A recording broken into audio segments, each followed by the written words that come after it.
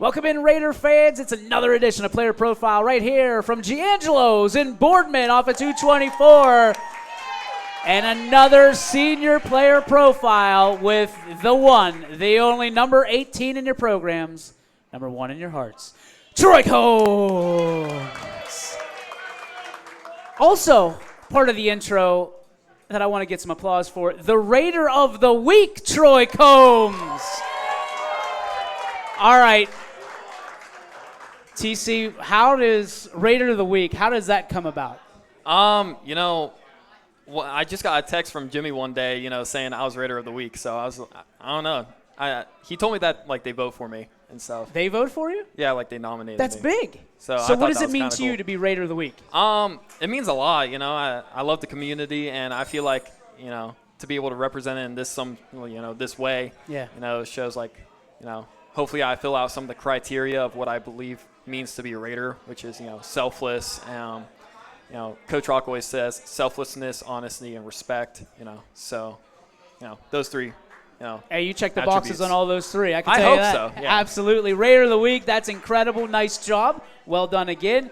All right, let's talk about, your family known so well for being in this South Range community, and you came up here. It wasn't something where you guys started here. You came up here. For you to be part of this community, what does it mean for you to wear that burgundy and gold each and every week? Oh, man, I love it. We could have went anywhere else, and, I just love that we chose to go South Range, because going here, I felt so accepted, and, just knowing the history of the school and how we have, a winning history, and I just love that aspect of knowing, this school is, they breed people to win later in life, not just in sports. To be successful. Yes, and I love that. You talk about history. There's a lot of history in that number 18 you wear, yes, right? Sir. You've got a couple guys in front of you that wore it very well. Why did you decide, I'm going to take that number and run with it this year, and it's going to be in good hands? Mainly because, I used to wear 17 because I wanted to be different than my brother. But then I found out that it's an XL jersey, and I didn't like that. And I also just don't really like 17 anymore. And, 18 came about, and I'm like, you know what? It's my senior year, and this, last time I'm suiting up for high school, so I'm going to go and wear 18, hopefully to represent my brother and, the Crumbachers who also wore it before me. Sure. And, represent them as well. And, just overall, I love the number 18. Well, you're doing a heck of a job, man. Thank that you. 18 on the field is always dynamite. Someone that, when you're when they're watching tape, they have to be looking where 18's going because you are all over the field. For you, you said you love watching football film. Yeah. When you're watching your stuff back to make sure you did that, you executed as highly as you possible, you graded out as highly as possible, do you, smile sometimes when you're like, there's nobody that A, can catch me, and B, can spot me on the field 2 times in a row? I love knowing, I make some big plays, but it comes down to, I don't really look at, all right, I did spectacular this play. I look at a different play. Maybe I missed a block. Maybe I should have done this instead. But knowing that, when I do make those big plays, of course, I replay it a little bit. Of course. But, Lip 'em. I always try to, look at the plays that I can improve myself and improve the team on and, focus on for the next week because overall, those big plays are in the past, and, it's time to fix, what needs to be fixed, I guess. A lot of times when you're getting those short plays, those quick hitters, those big boys out in front of you are blocking. Talk to me about your relationship that you have with the big hosses up front. Oh, I always joke around with them because, every now and then I'm in the scheme, so I love saying that I'm part of the O-line. I know I'm not, Oh, you are? I love saying that because I like joking around with Lally usually because I'm always telling him, us in the O-line needs to get our stuff together during practice, and he's always going, "You're not part of the O-line." And I'm just like, oh, okay, You're going to need a bigger number. I get the ball, 18's going to have to go up a little bit. Oh, just a little bit, Old 90. That's what you need. Old big 90. Let's talk about you and what you do off the field. You said football is your life. You don't do a whole lot off the field from that standpoint. If you're kicking back, you talk to me about Raider of the Week. They ask you what your favorite music is. What's your favorite vibes? What's your favorite music? Oh, man. All right, I'm going to be straight up. Is good. I listen to a lot of different music, a ton. I just love music. Kanye West is the big artist in my playlist. Okay. But I stopped listening to him as much as I listen to a lot of Elvis Presley too. Like I listen to a lot of Elvis. A little bit, What's your favorite Elvis song? If I Can Dream. That's me too. Attaboy. Yep. Way to go. Yep. It's my favorite song in general. Really? That's it? I love that song. Does it pump you up? I told Coach Mancuso this. I got him on the song. It's the last song I listen to every Friday night. Because, I don't listen to much music on, before a game. So if we're getting ready to go out at 7, I guess, start the game, I don't listen to music from, 5 o'clock till then. Because I just don't. You're locked in. I like to focus in. I feel like music just gets me too riled up. And but when I do, when I'm driving around a little bit, because I like driving to just clear my mind a little bit, that's the last song I listen to every single day. Incredible. Yep. You said you gave that to Coach Mancuso. What kind of music do you think pumps up Nico Mancuso? He's not listening intently or anything. He does not strike me as an AC/DC type of guy. Okay. I'd say probably Polka? You think he's a polka guy? What? A polka. Do you know what polka is? Oh, boy. You strike me as a hardcore. What is it? He says no. Okay, what do you think it is? Probably Eminem. Eminem? I don't know. He's out on Eminem. He's out on Eminem. I would have went with polka. I probably would have lost too. Let's go to what coach do you think has made one of the biggest impacts on your, not just your playing career, but your life, has influenced you to this day? Well, obviously my dad. Well, that's a big part. But if we're excluding him from the conversation. I'm just trying to spoon feed you that one. If we're excluding him from the conversation, a separate coach. Dude, that's a hard one because, I feel like every single coach, I love them all. Sure. They're big guys in my life. Coach Doc, I used to find terrifying when I was a little kid in middle school. And now it's, I don't want to say he's goofy, but he's a little, he's funny. He is. And, he says really truthful stuff. He's really wise. Coach Starkey, he's been able to deal with my screw ups. He's been very patient with me because I switched the position and all that. I messed up a lot, but he's been patient with me. Coach Toy gets mad at me every now and then for not tucking in the ball, but I've known Coach Toy for a very long time because my brother's friends with his brother. Absolutely. I'm friends with Tristan. I've just known the Toy family for a very long time. Sure. Coach Mancuso coming in, last year, it was really awesome to be able to see a new coach. And, I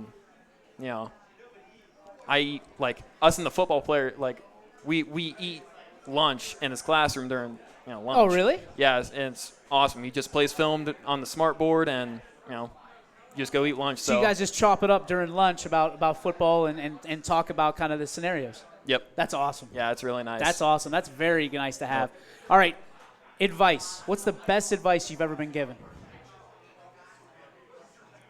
I know it's tough. By Vince Lombardi, it's not whether you get knocked down, it's whether you get back up. That's my favorite quote. And it's because, it's not, you're going to have to deal with bigger guys. You're going to have to deal with people who are stronger, faster, smarter, better than you.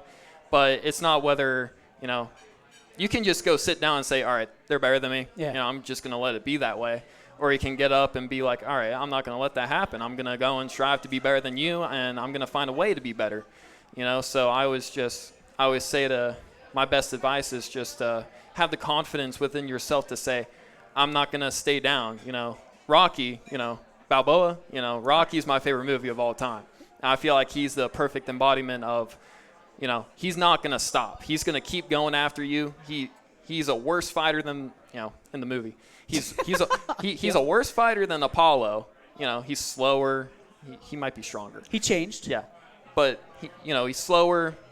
He's, all these terrible attributes against him, but he doesn't stop. Yeah. And that's what gives him the edge is he doesn't stop. And I feel like that's such an important attribute for really any sport because, leads later down in life, there's going to be points where you're going to be knocked down mentally, but you have to get back up somehow. And to be able to find that willpower to stay back up or get back up, is a really powerful thing. And I feel like every single athlete or really every single person should be able to learn that. Love it, dude. That was awesome. That was an awesome answer. Well spoken. Yep. All right, let's talk about you. A couple of months, you're going to walk across the stage. They're going to give you a diploma, and everybody's going to say, what are you going to do with your life now? What are you going to do? What do you want to do with your life? All right. Well, Small question. No, that's all right. There was a moment where I wanted to be a teacher because I love teaching, but then I'm like, I want some more money. So I'm sorry. But then, I started getting really into computer engineering, messing with computers, Yeah. Circuit boards and all that, Oh, really? I don't know. I've just been watching videos and they really interest me. So I might want to work with that because I know my dad's in that field working with circuit boards and all that. He's been around since the internet was made, so he knows a lot. Hey, cheer up! One up for Coach with the internet. All right, appreciate you. He may have invented it. We don't know.